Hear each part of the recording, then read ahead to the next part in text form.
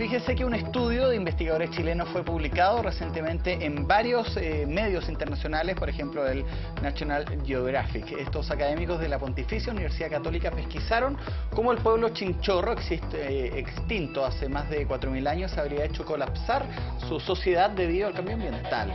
Para explicarnos cómo se hizo este estudio, cómo se llevó a cabo y cómo fueron capaces de reconstruir el desierto de Atacama para comprobar estas teorías, nos acompaña en Canal 24 Horas el profesor Claudio Latorre, integrante de este equipo de investigación. Claudio, ¿cómo estás? Buenas noches. Hola, ¿qué tal? ¿Cómo estás? Te decía yo fuera de cámara que es un tema bastante científico, por lo cual es complicado para el común de los mortales, como podemos decirlo, así que te pido desde ya que lo aterricemos bien, con pera y manzana, digo yo. Claro.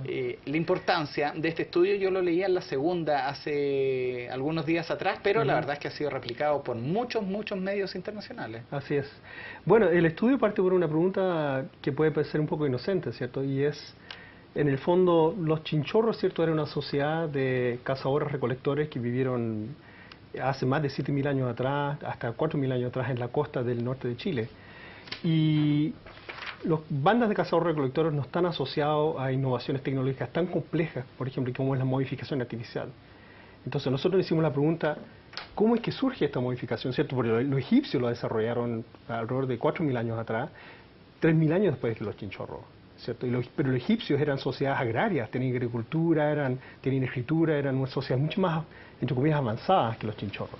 Entonces la pregunta que nos hicimos, ¿cómo es que surge algo tan complejo en una sociedad relativamente simple como una banda de cazadores-recolectores en este caso? ¿Y cuál fue la respuesta? Entonces lo que encontramos es que el comienzo de la modificación está asociado a un periodo muy estable de clima que se desarrolló en el norte de Chile, que nosotros hemos logrado por evidencia de reconstrucción del clima.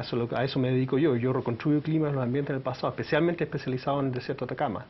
Entonces lo que nosotros empezamos a encontrar es que durante el periodo donde empezaron a florecer los chinchorros, se desarrollaron un periodo que fue muy estable y además fue un periodo donde hubo una gran descarga de vertientes de agua fresca en la costa y también de aumento de recursos marinos. Por ejemplo, lo que están viendo en pantalla son palemadrigueras, que son una de las evidencias que usamos para reconstruir la variabilidad del clima. También lo que está apareciendo ahí son estas palivertientes, ¿cierto? Pongámoslo a pantalla completa para que tú también puedas ir explicando con las imágenes ahí lo que estamos viendo de este trabajo de investigación. Entonces, por ejemplo, esos son, ¿cierto?, una reconstrucción que hizo el National Geographic de las momias chinchorro. Es una momia, por ejemplo, actual, muy reciente. Estas son una momia chinchorro del periodo rojo, que tiene 4.500 años. Entonces, estaba yo, te cuento que tuve que estudiar para esta entrevista. Esa fotografía en especial tiene que ver con esta máscara sin expresión que se llama, que está dentro de la cultura chinchorro. Así es. Tiene una serie de máscaras diferentes, claro, máscaras está con bocas abiertas, la sin expresión, exactamente. La máscara de la muerte, que ahí aparece la Red Tugin, ahí pasan por varios periodos, ¿cierto?, distintos, lo que también podría hablar también de que la población chinchorro probablemente en un momento llegó a diversificarse bastante. Y eso es el cruce de nuestro argumento. Nuestro argumento dice que en realidad no es que el clima directamente impulse desarrollos tecnológicos en las sociedades, como las chinchorro, sino que más bien a través del impacto que el clima tiene sobre la población, esa es la que genera la innovación tecnológica. Entonces, en el fondo, ¿qué es lo que pasa? Pasa que el clima es muy bueno en esa época, ¿cierto? Las napas estaban altas, habían vertientes que estaban descargando que hoy día ya no existen, los recursos marinos había en cualquier cantidad, entonces tenían comida, tenían agua para subsistir en este ambiente extremo, ¿cierto?, que es el desierto de Atacama. Y lo que se encontraron es que al tener todos estos recursos, la consecuencia natural es que la población crece. Entonces, lo que nosotros hicimos es que recopilamos todas las fechas de radiocarbono. La fecha de radiocarbono es la única manera de datar directamente. Yo te iba a consultar eso, ¿cierto?, Claudio. ¿Cómo tú puedes estimar la reconstruir el clima de... ¿Cuántos años atrás estamos hablando? Estamos hablando de 5.000, 7.000 años atrás. ¿Cómo se reconstruye el clima? El clima se reconstruye de varias maneras. Hay muchas herramientas para hacerlo. Nosotros ocupamos 3 métodos distintos. Uno de ellos son estas madrigueras de roedores que aparecieron, que es la que se especializa en mi laboratorio en particular. ¿Ya? Que son depósitos dejados por nidos de ratones que uno luego las saca y las analiza en el laboratorio y puedes ver la vegetación que hay. Entonces encontramos con vegetación que hay en el desierto, hoy día que es zonas desérticas absolutas, había plantas en el pasado. Entonces nos están indicando aumentos de precipitación. Las vertientes, y también ocupamos evidencias de registros publicados de testigos de hielo en Bolivia. ¿Cuánto cuesta en dinero hacer un estudio de esta envergadura? Este estudio se gestó hace más de 7 años, que empezamos con las ideas, empezar a chutearlas.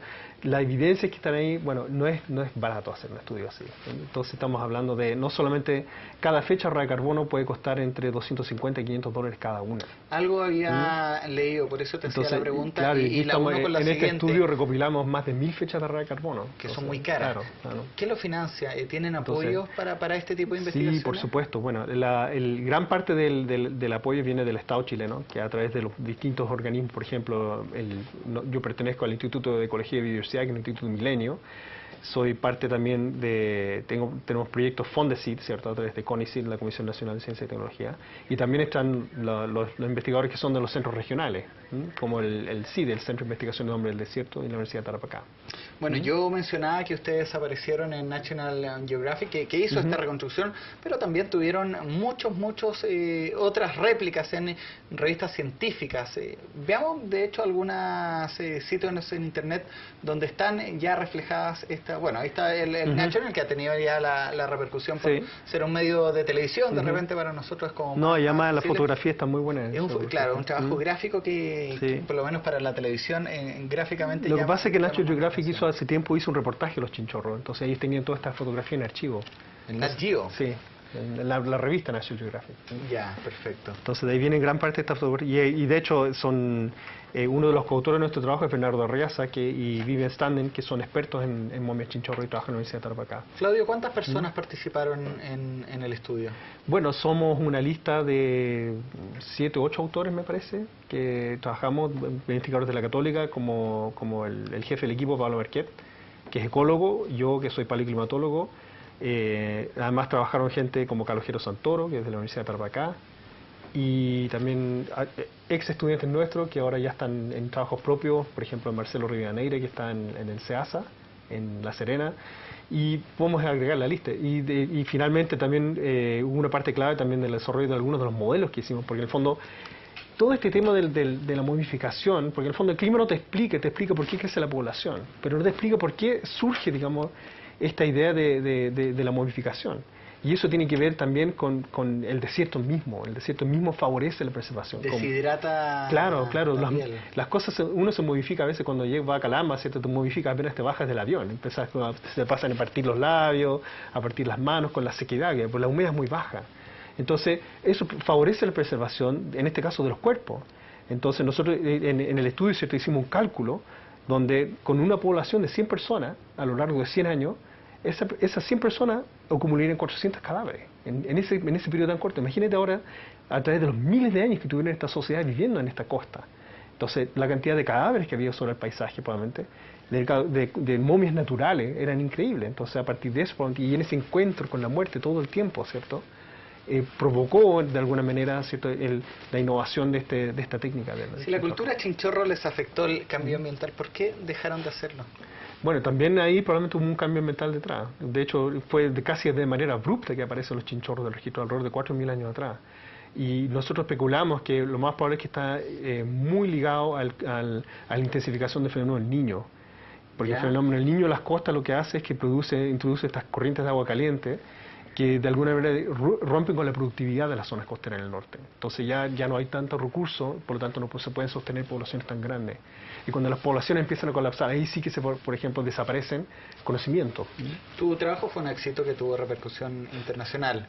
Fueron 7 años dedicados a esto. Este es uno de los estudios que eso mismo, estamos claros. Te iba a preguntar sobre los proyectos nuevos o los que tienen en carpeta. Sí. Bueno, en el fondo yo estoy muy interesado, colaboro mucho con arqueólogos sobre toda la relación, ¿cierto?, que existe entre humanos y clima, que es una relación compleja. Yo no quiero ser, ninguno de nosotros, digamos, que hicimos este trabajo, queremos ser deterministas, decir que el clima cambia, el hombre cambia, pero sí las sociedades humanas están profundamente ligadas con el clima que los rodea. Entonces, es un poco, esos son los temas que nosotros queremos seguir enfatizando en el futuro. Este proceso de cambio climático, vemos cómo los afectó ahí, pero ¿qué pasa en la actualidad? Bueno, en el norte de Chile, sin ir más lejos, ¿cierto?, gran parte de la población vive en las ciudades, vive en Iquique. Más secos del mundo. Así es. Entonces están todas esas poblaciones radicadas en el desierto, ¿cierto? Viven en Iquique, en Arica, en Calama. Ahí está el 95-97% de la población del norte grande vive en esas ciudades, los cuales consumen grandes recursos de agua. ¿Dónde crees tú que viene esa agua? Perfecto. Viene de las napas. Exacto. Te quiero llevar a otro tema que me interesa mucho. Bueno, tú eres arqueólogo. No, biólogo. Biólogo, pero Sí. te relacionas mucho Sí. con los arqueólogos. Y voy en general al tema de la ciencia. ¿Cómo está en nuestro país el estudio de estas investigaciones? Bueno, nuestras comunidades científicas todavía son muy pequeñas en comparación. estudio científico, claro, claro. Las comunidades en general, los estudios que hacemos, ¿cierto? son muy por debajo, ¿cierto?, de los estándares que tienen nuestras sociedades, incluso la OCDE, ¿cierto? En el sentido de que Chile todavía invierte muy poco de su Producto Interno Bruto en desarrollar ciencia. Sin embargo, creo que yo miro como estábamos hace 20 años atrás, o incluso 10 años atrás, y la cantidad de financiamiento que existe actualmente es bastante mejor que lo que hay, digamos, en la actualidad de lo que había hace incluso 10 años atrás. Entonces, yo creo que con proyectos, por ejemplo, con la Iniciativa Científica Milenio, como los FONDAP, que son grandes centros de investigación, todo esto favorece, ¿cierto? Son grandes centros paraguas que favorecen este tipo de estudios, que son estudios interdisciplinarios, ¿cierto?, que rompen, ¿cierto?, con las disciplinas de arqueología, de la biología, de la ecología, o incluso de la climatología, y unen, ¿cierto?, todo este conocimiento para tratar de responder preguntas que son importantes para la sociedad humana. Perfecto. Muchas gracias, Claudio, por esta explicación. Años atrás, 3.000 años después de los chinchorros, ¿cierto? Pero los egipcios eran sociedades agrarias, tenían agricultura, tenían escritura, eran una sociedad mucho más, entre comillas, avanzadas que los chinchorros. Entonces la pregunta que nos hicimos, ¿cómo es que surge algo tan complejo en una sociedad relativamente simple como una banda de cazadores-recolectores en este caso? ¿Y cuál fue la respuesta? Entonces lo que encontramos es que el comienzo ya de cazadores-recolectores que vivieron hace más de 7.000 años atrás, hasta 4.000 años atrás en la costa del norte de Chile. Y las bandas de cazadores-recolectores no están asociados a innovaciones tecnológicas tan complejas, por ejemplo, como es la modificación artificial. Entonces nosotros nos hicimos la pregunta, ¿cómo es que surge esta modificación? ¿Cierto? Porque los egipcios lo desarrollaron alrededor de 4.000 años. Decirlo así que te pido desde ya que lo aterricemos bien con pera y manzana, digo yo. Claro. La importancia de este estudio yo lo leía en la segunda hace algunos días atrás, pero la verdad es que ha sido replicado por muchos medios internacionales. Así es. Bueno, el estudio parte por una pregunta que puede parecer un poco inocente, ¿cierto? Y es, en el fondo, los chinchorros, ¿cierto?, era una sociedad.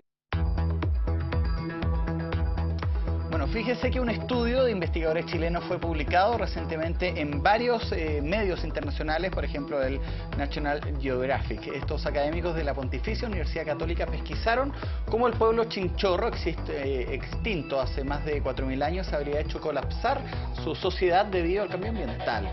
Para explicarnos cómo se hizo este estudio, cómo se llevó a cabo y cómo fueron capaces de reconstruir el desierto de Atacama para comprobar estas teorías, nos acompaña en Canal 24 Horas el profesor Claudio Latorre, integrante de este equipo de investigación.